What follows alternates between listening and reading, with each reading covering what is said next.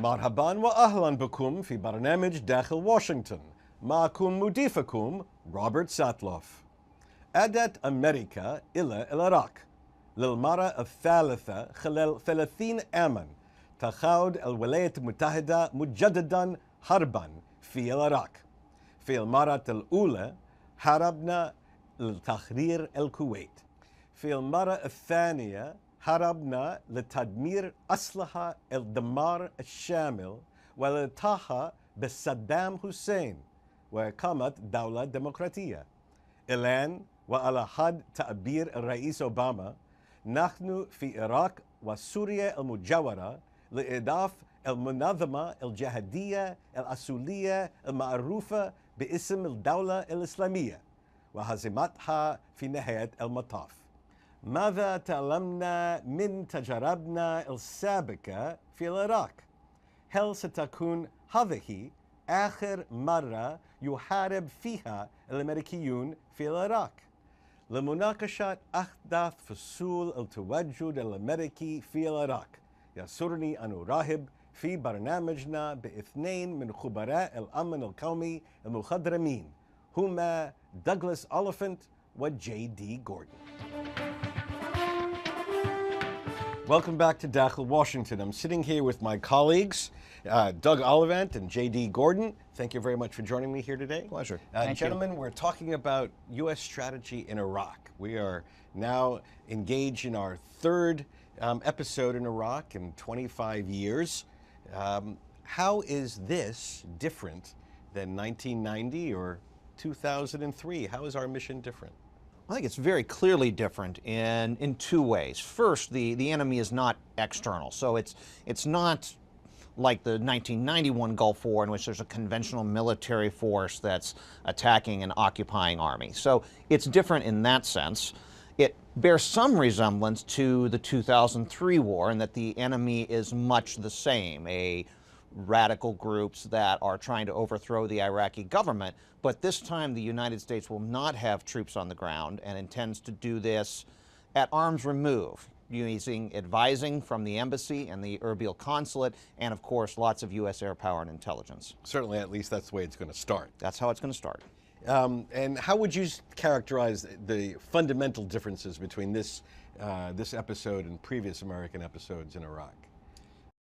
This is much lighter, of course. The U.S. has very few troops there in Iraq right now, particularly compared to years past. I think you saw in the 2003 round, the U.S. tried to fundamentally reshape Iraq to a government that was more friendly towards the United States.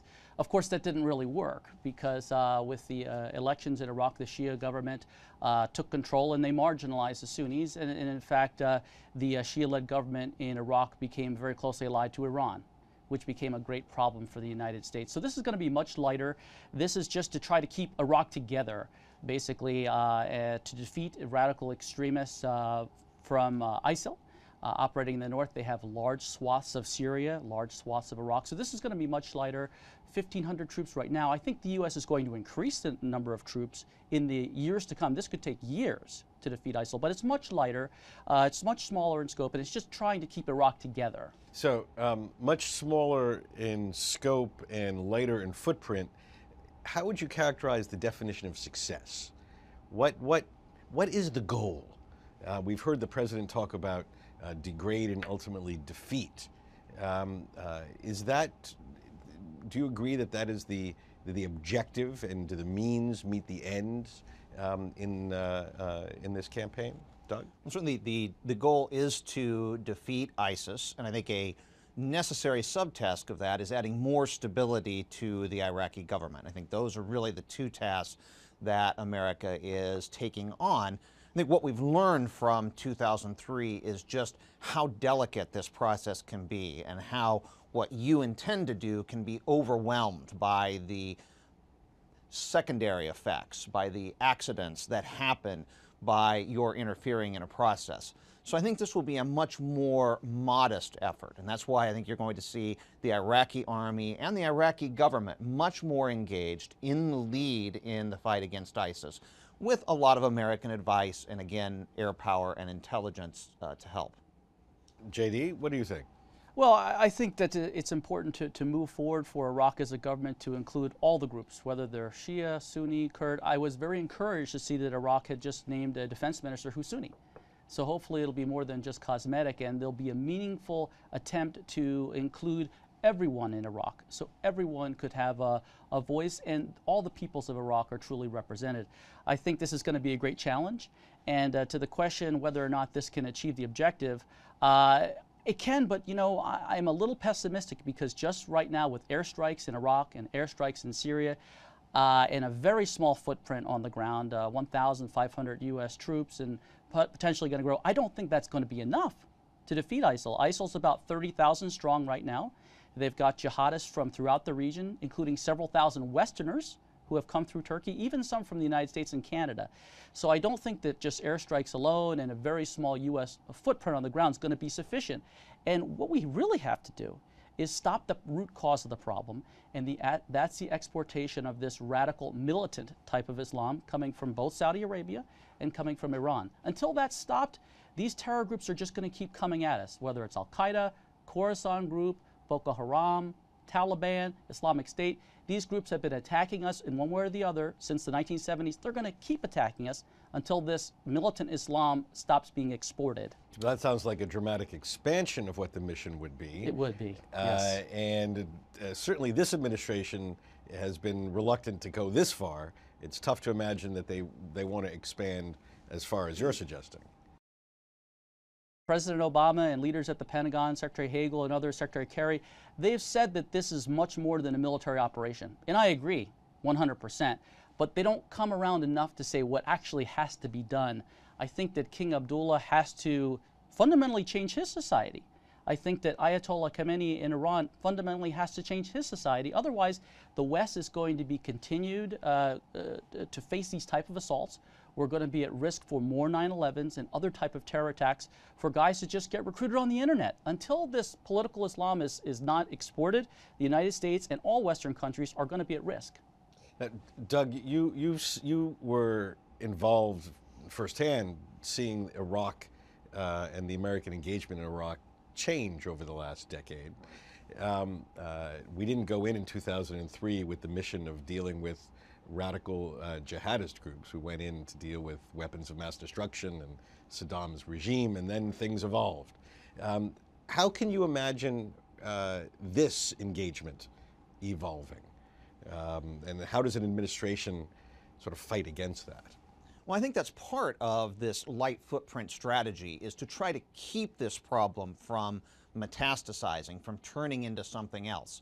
And of course, part of the problem was the U.S. presence on the ground caused a lot of secondary effects. It was very, very good at overthrowing the Saddam regime, but had a lot of other effects that have now come back to roost. So I think that's why we'll see a much lighter footprint this time. And I think the intent is not to have this problem change or grow or metastasize into something else, to keep it very limited to the problem set we have now. And I totally agree with JD that eventually we are going to have to get to root causes. And that's not just radical Islamism, it's also economic opportunity for the growing youth bulge in the Arab region. As I tell people, if I were a 15-year-old Saudi or Tunisian and had no prospects, I'm not just unemployed, but unemployable, I have no prospects for marriage or family or joining a useful society, and someone comes to me and offers me a gun and a way of life, if I'm 15 years old and single, I probably take that. This is normal. It's normal for someone to try to find a way to belong. And then, of course, the authoritarian nature of all the regimes in the region makes it difficult to impossible for anyone to explore avenues of change other than violence. One aspect that is implied in both of your remarks is if we're going to keep our light footprint, then others are going to be doing the fighting. And that underscores the role of allies, which is a very different role that we're hoping allies will play than either in 1990 or in 2003. How are we going about identifying and building up the allies that we're hoping are going to carry the guns and do the fighting? Well, President Obama has done a lot of outreach efforts to get allies involved. In fact, when we had 5 Arab countries help out with the airstrike campaign in Syria, I thought that was fantastic. I also thought it was a fantastic symbol that the UAE had a woman pilot as the flight leader. I think if we have more type of developments like that, where we see modernity, where we see people having equality between men and women, those are the kind of messages that really work.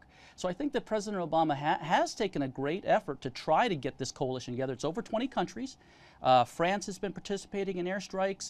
The UK has been participating. And I think that we're getting there, but we're not there yet. We've got to do a better job at arming and training the Kurds so they can defend themselves. Those are the primary ground troops. And I think that we should continue to pressure groups like Saudi Arabia and other countries to send troops there as well and get involved in more than just the air campaign. I mean, these allied countries haven't offered ground troops. Do we expect them in the end of the day to actually put troops on the ground to do this fight? I don't think so. And even were troops to be offered, I think they would be rejected by the Iraqi government. That's been very, very plain that it wants no foreign troops on the ground. But between the Kurdish Peshmerga and the various Iraqi security forces, there are about 300,000 available troops in Iraq. Are they the greatest troops in the world? No, they're not. But they're good enough, particularly in these kinds of numbers. They outnumber ISIS almost 10 to 1. In those kinds of numbers, again, supplemented with U.S. intelligence and U.S. air power, they can be a very effective proxy, I think, in the defeat of ISIS. But coming back to allies, this is going to be very, very complex to manage. With the exception of the United States and Baghdad, while everyone hates ISIS, there's someone else in the region that they're more concerned about. You know, the Saudis hate ISIS. The Iranians hate ISIS. But the Saudis still hate the Iranians more than they hate ISIS, and the Iranians still hate the Saudis more than they hate ISIS. The Turks don't like ISIS, but they're more concerned about both the Assad regime and their Kurdish problem. So this is going to be a very, very delicate herding of these cats, all of whom are willing to fight ISIS, but for very few of whom is ISIS the #1 priority. Okay, when we come back, we're going to talk about whether, in fact, it's possible to recreate the Anbar awakening that helped achieve success in Iraq a few years ago. Can it achieve success in Iraq again?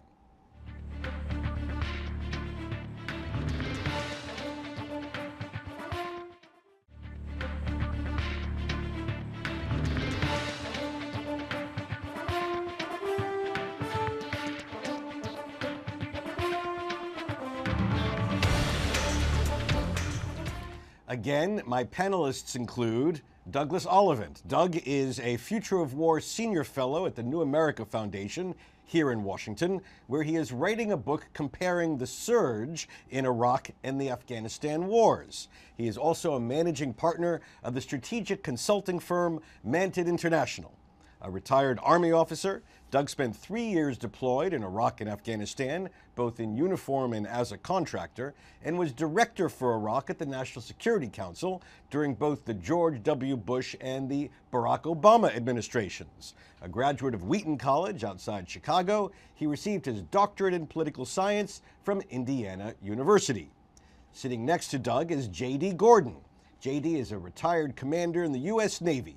He's a former Defense Department spokesman in the Office of the Secretary of Defense, serving under both Secretaries Donald Rumsfeld and Bob Gates from 2005 to 2009. In addition, he served as Chief Foreign Policy and National Security Advisor to former Republican presidential candidate Herman Cain. A contributing columnist to Fox News and the Washington Times, he has regularly appeared as a national security and foreign policy commentator on a wide variety of international, national, and local television and radio. A native of New York City, he received his undergraduate degree at Pennsylvania State University and his master's degree from Norwich University. He is also a graduate of the U.S. Air Force's Air Command and Staff College. So, gentlemen, we talked earlier about who's going to do the fight. We talked about the Iraqis themselves. We have some experience doing this from the surge that you're writing about in the mid and late 2000s. What are the obstacles to doing that again? Having done it once, are the Iraqis ready to do it again? Are we capable of preparing them to do this again? Why don't I start with you, Doug, and turn to J.D. Well, we could, but it's very, very difficult. While we have a plethora of non-state actors working in Iraq. We have Shia militias, we have Sunni tribes, we still have other Sunni resistance groups, and in essence what we're talking about with another Anbar Awakening is adding to this menagerie of non-state armed groups that are fighting. Now, in some cases, this may be something we need to do. As AAH, no favorite of the American administrations, was a key player in the liberation of Amerli. The PKK, for that matter, also a named terrorist group by the United States, played a key role in the liberation of the Yazidi in Sinjar Mountain. These are the Kurdish group. The Kurdish groups. So there are a multitude of non-state armed groups on the ground, but we still ought to be very cautious about adding yet one more.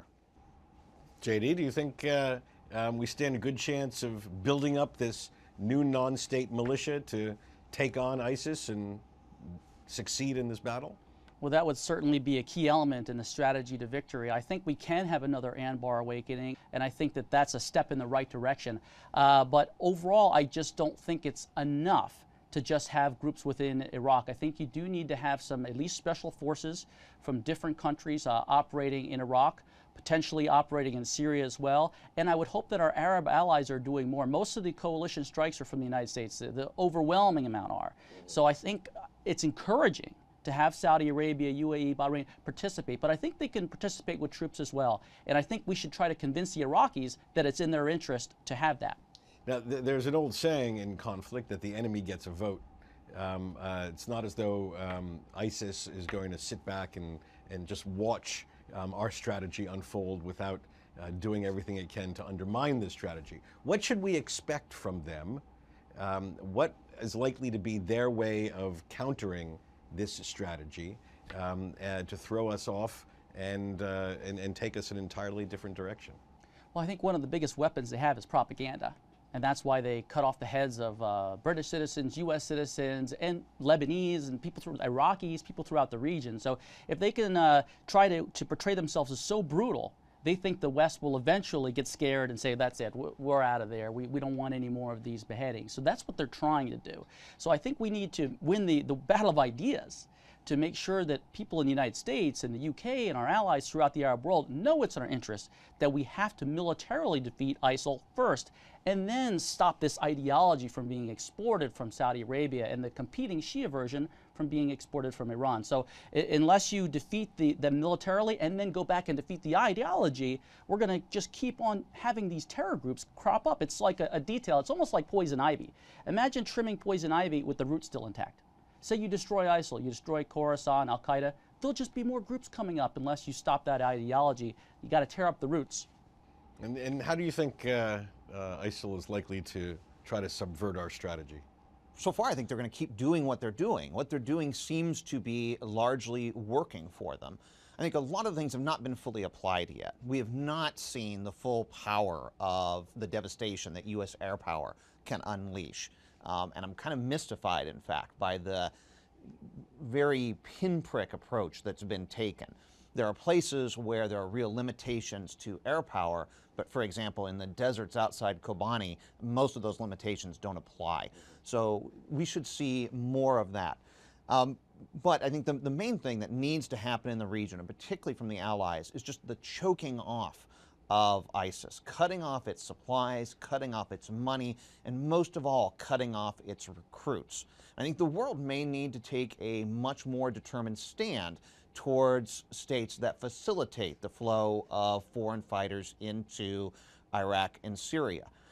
It may be that the EU and other nations need to make it very clear that if you have a Turkish stamp on your passport, you're going to be subjected to extra screening, that if you're a young man, 25 to 50 with a Turkish stamp, that you're going to have to be checked, that there's going to be an assumption that you had an opportunity to cross the border. And this might encourage the Turks, out of then economic interest and tourist interest and so on, to be much more determined to stop the flow of foreign fighters into Iraq and Syria. And do you gentlemen, when you look at the non-military component of the strategy, which is really what you're getting at here, do you see that this has congealed yet in an effective way, or is there still a long way to go for us to be working with our allies in the non-military, financial, diplomatic, closing off borders, that sort of thing? I think we're making steps in the right direction. I completely agree with Doug. I think you have to go back and pressure the groups that are enabling this to happen. And if you look at Turkey, for instance, it's been a jihadist highway. There are several thousand Westerners that have got in through Turkey. Not just that, to join ISIL, but Turkey has allowed, by not having a very firm grip on its borders, they've allowed ISIL to make $3 million a day before the air campaign started in oil smuggling. So I think Turkey has to play a much stronger role in this, and I think we are making steps, but I would say they're not enough, not nearly enough, but we're heading in the right direction very slowly. Okay, gentlemen, regrettably, I think Iraq and this entire ISIL challenge will be with us, so we'll be having you back. Thank you very much for joining us on Dakhil, Washington. Thank you. Thank you, Robert.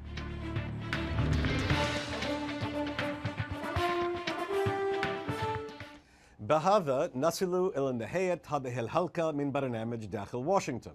إذا كانت لديكم أي استفسارات أو تعليقات حول هذه الحلقة، وخاصة حول استراتيجية الولايات المتحدة العسكرية في العراق، أرجو أن تتصلوا بي مباشرة على عنوان البريد الإلكتروني التالي insidewashington@alhura.com.